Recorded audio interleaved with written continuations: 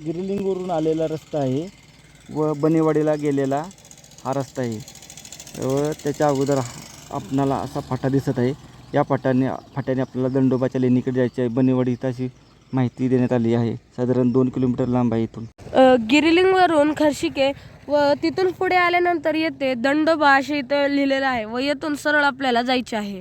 इकडे लांबवर जुना पन्हाळा दिसत आहे. खूपच सुंदर असा होता जुना पन्हाळा. सांगली जिल्हा हा कमी पावसाचा भाग, परंतु अशा या कमी पावसाच्या भागातसुद्धा खूपच सुंदर निसर्गरम्य अशी पर्यटन स्थळे आहेत, ज्याच्यामध्ये आपणाला गिरिलिंग देवस्थान व दंडोबा देवस्थान यांचे नाव प्रामुख्याने घ्यावे लागते. गिरिलिंगाचे तर आपण दर्शन घेतले आहे व आता आपण त्या पुढच्या डोंगरावर असणारा हा दंडोबाचा डोंगर व या ठिकाणी दंडोबा देवस्थान व दंडोबाच्या लेण्या, केदारलिंग लेण्या आहेत, याचे आज आपण सफर करणार आहे. तर चला पाहू आपण या लेण्या व ऐतिहासिक ठेवा. सकाळी आपण लवकर निघून जुना पन्हाळा केला व गिरलिंगवरून आपण आता आपल्या या देवस्थानाला पोचलो आहे. खूपच सुंदर आणि निसर्गाच्या सान्निध्यात असणारे हे देवस्थान आहे व या ठिकाणी लेण्यासुद्धा आहेत. पर्यटन स्थळ आहे. समोर विठ्ठल मंदिर व असा हा या ठिकाणचा परिसर पाहायला भेटत आहे. बाजूच्या ज्या लेण्या गुहा आहेत त्या पाहू व नंतर मुख्य लेणीमध्ये जाऊ.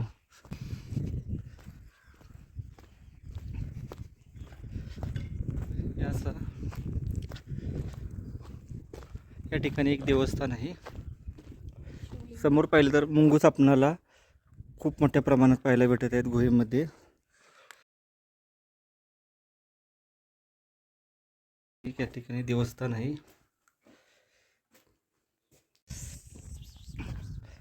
पहिलं लेणं आहे त्या बाजूला, दुसरं आहे. या ठिकाणी शिवलिंग आहे.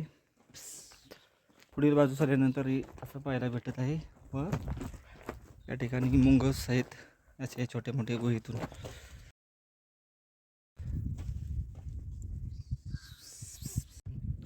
हा असा मोठ्या लेण्यांचा समूह पाहून आपण आता मुख्य लेणी किंवा मंदिर पाहायला जात आहे.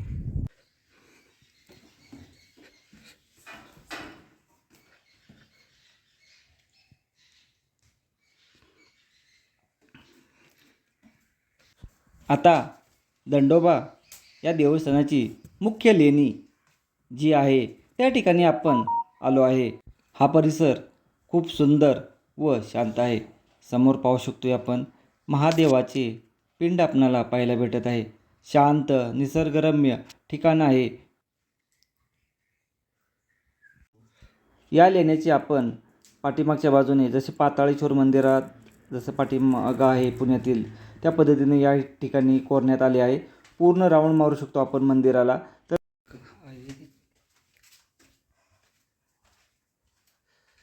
आपल्या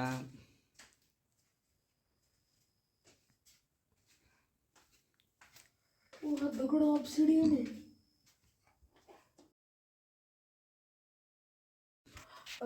इथला जो हा दगड आहे हा पूर्ण ऑब्सिडियन आहे. ऑब्सिडियन जर माहित नसेल तर लावा असतो, लावा जळाल्यानंतर जो दगड बनतो त्याला ऑब्सिडियन बोलतात.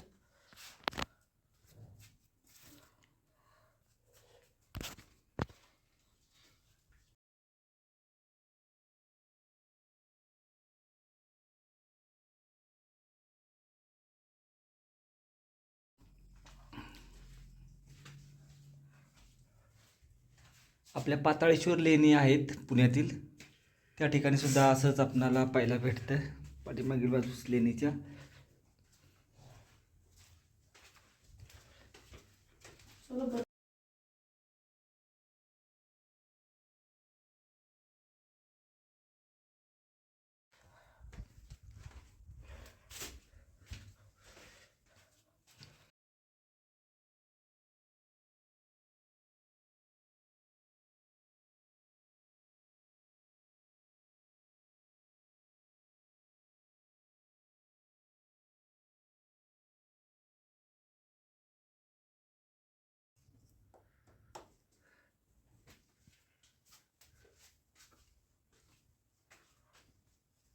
लाईटची सोय आहे.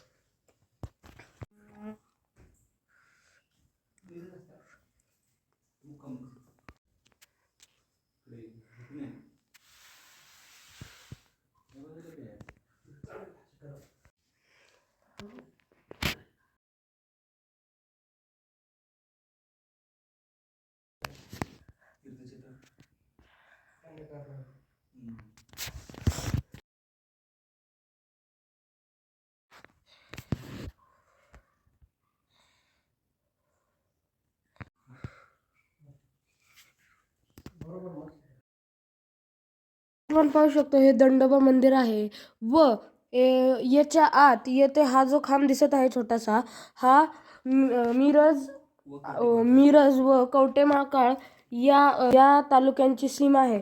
म्हणजे आपलं जे दंडोबा मंदिर आहे ते या दोन्ही तालुक्याच्या सीमेवर आहे.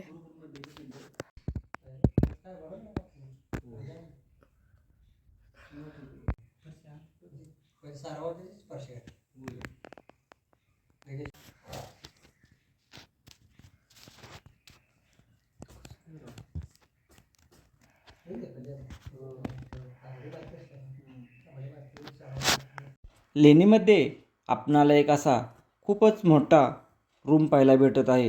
हे पाहू शकतो यात असा रूम आहे दगडात कोरलेला. सध्या या ठिकाणी जे पुजारी आहेत त्यांचं वास्तव्य असते. खूपच सुंदर आणि अप्रतिम लेणी समूह आहे. गाभाऱ्यात जाऊन आपण आता महादेवाच्या पिंडीचे दर्शन घेऊ.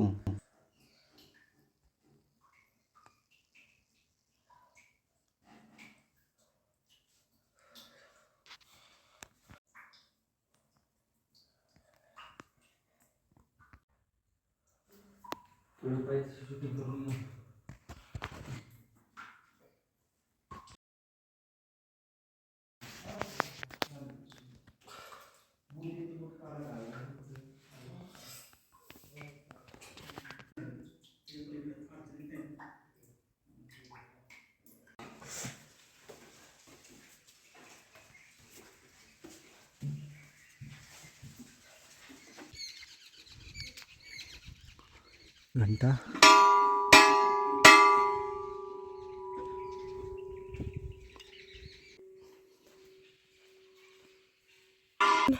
वर चढून आल्यानंतर येथे आता आपल्याला हे खूप मोठं आणि सुंदर पठार आहे व येथे भगवा लावलेला व इथे खाली असा टावर आहे.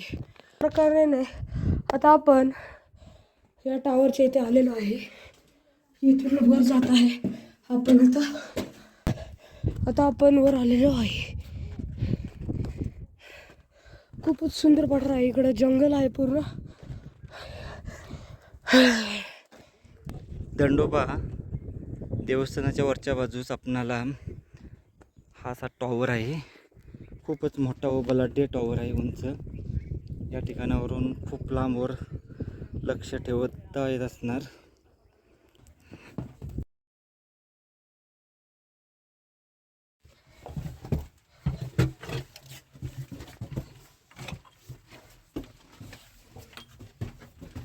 या ठिकाणी वरील बाजूस पाहिलं आपण तर 1940 असं लिहिण्यात आलं आहे. म्हणजे हा 1940 साली बनवण्यात आला आहे. तो टॉवर आहे व टॉवरच्या उजव्या बाजूनी थोडं पुढं आल्यानंतर आपणाला केदारलिंग महादेवाचे मंदिर आहे. त्या ठिकाणी आपण आता जात आहे.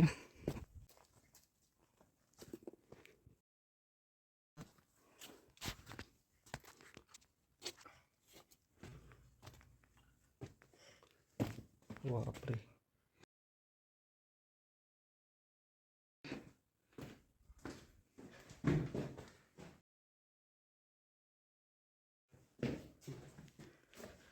आतमध्ये आपल्याला महादेवाचे मंदिर पाहायला भेटत आहे.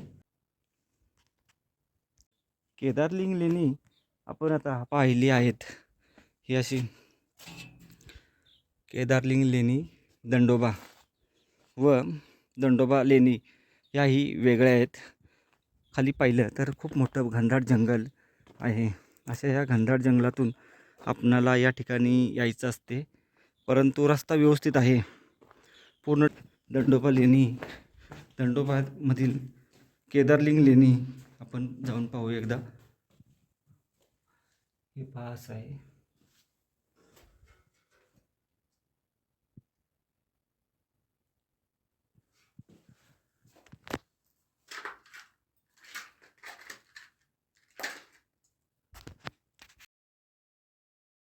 केदारलिंग लेणी आहे, हे पाहू शकतोय. असा भगवा लागला आहे.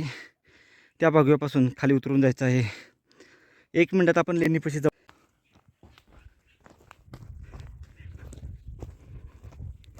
त्या ठिकाणी गिरिलिंग देवस्थान व जुना पन्हाळा हा किल्ला आहे. तसेच या ठिकाणी खालच्या बाजूस दंडोबा लेणी आहेत. चला. जुना पन्हाळा तर खूपच चांगला होता. गिरलिंग देवस्थान पण तिथं आम्ही राहिलो रात्री व सकाळी आता इथं दंडोबापाशी आलो आम्ही. दंडोबापाशी पण खूपच मज्जा आली. आता हे जे आहे मळणगावचा भुईकोट किल्ला आहे व आता मग मळणगावच्या किल्ल्यापाशी आपली ही सफर संपणार आहे सांगली दौऱ्याची. 3 दिवस होतो आपण इकडं, आज शेवटचाच दिवस आहे. व आता इथं दंडोबाच्या पठारावर खूपच सुंदर सुंदर टावर्स होते. एक टावर तर खूपच जुना असा टावर आहे तो. तर चला आता आपण जाऊया. वर येताना बाजूला एक छोटी गुहा आहे, ती सुद्धा आपण पाहू.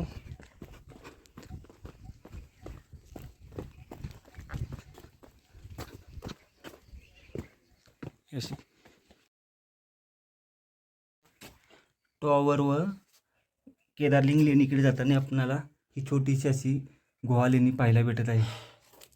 बीळ खोदणारा बेडूक आहे हा, म्हणजे दगडात बीळ खोदतो. लेणी व देवस्थान पाहून आपण आता परतीच्या प्रवासाला निघालो आहे. पूर्ण व्यवस्थित पाहिलं केदारलिंग, दंडोबा देवस्थान व दंडोबा लेणी.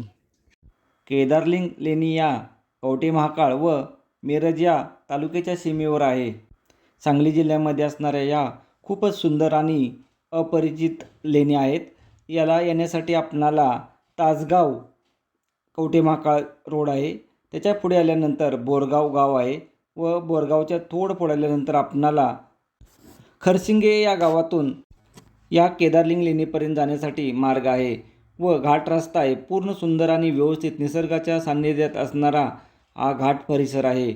वर आल्यानंतर आपणाला दंडोबा देवस्थान, दंडोबाच्या लेणी व पठारावर आपणाला एक टॉवर पाहायला भेटतो व टॉवरपासून उजव्या हाताला एक 5 मिनटं चालत गेल्यानंतर आपणाला या लेणीपर्यंत जाण्याचा मार्ग आहे. खूपच सुंदर व निसर्गाच्या सानिध्यात ह्या लेणी आहेत, त्यामुळे प्रत्येकाने जरूर या लेणी एकदा तरी येऊन कराव्यात हीच एक विनंती. धन्यवाद. जय हिंद, जय महाराष्ट्र. व आपले इतर या भागातील जे गिरिलिंग आहे, तिघई लेणी, दंडोबा लेणी किंवा गौसिद्ध लेणी व उंद्रोबा लेणी याचेही व्हिडिओ तुम्ही पाहताल हीच एक अपेक्षा. जुना पन्हाळा आहे, जतचा भुईकोट किल्ला, मळणगावचा भुईकोट किल्ला, तसेच डफलपूरचा भुईकोट किल्ला, उमराणीचा भुईकोट किल्ला, आनंदपूरचा भुईकोट किल्ला, अशा आपण खूप मोठी सफर या भागात 2 ते 3 दिवसात सहज करू शकतो. दंडोबा लेणी पाहून आल्यानंतर बोरगावमध्ये आपणाला एक असा कन्नड भाषेतील शिलालेख पाहायला भेटत आहे.